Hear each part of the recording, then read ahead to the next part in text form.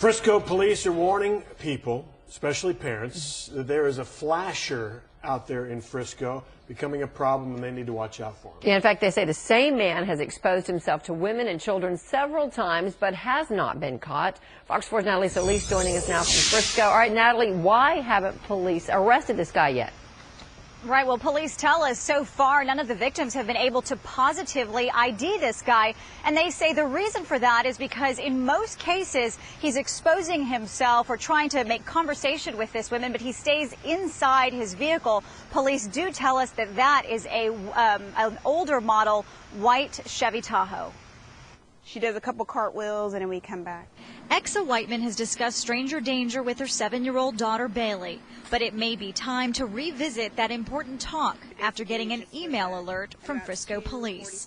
And of course we play outside up and down the street, so just to think that somebody's out there doing that it's disturbing, and that's something you don't really want to have to deal with as a parent. At parks like this one, particularly those with walking trails in residential neighborhoods, police say a white man in a white SUV has been approaching women, in some cases exposing himself, in others making specific comments about their bodies. The women targeted between the ages of 11 and 21, most of them minors. There's nothing to indicate now that it will, but obviously with this type of behavior, there's always a concern that it could escalate.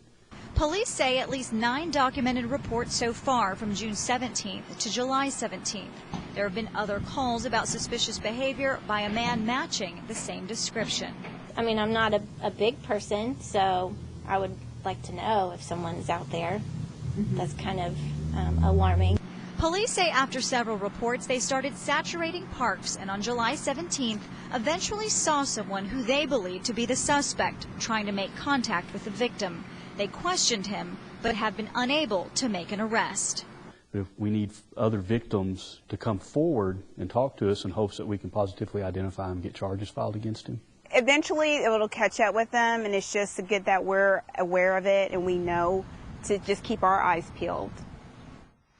Well, police say they have not had any more incidents since July 17th when they confronted that potential suspect. But they do say whoever is doing this should not be allowed to get away with it. And so they are hoping that if there are more victims, that those people come forward and hopefully one of them will be able to make a positive ID. Heather? All right, so Natalie, why aren't police releasing any more than just kind of this generic description of the guy or something like specifics on where this is happening?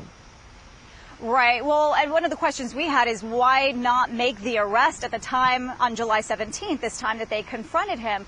And, you know, police tell us at that point he was making contact with what they thought could be a potential victim, but there's really no crime in just trying to talk to somebody. But police do say that they're really walking a fine line here. On the one hand, they want us to get the information out there in hopes that if there are more victims, those people come forward. But on the other hand, they're very careful about what they release in terms of the suspect description or the exact locations where these incidents are occurring, because they say they don't want any new victims who come forward for their statements to be influenced by something they might have heard on the news, and then that could come back to haunt them later on in court. Gotcha. Heather? All right, Natalie Solis live for us tonight in Frisco. Thank you.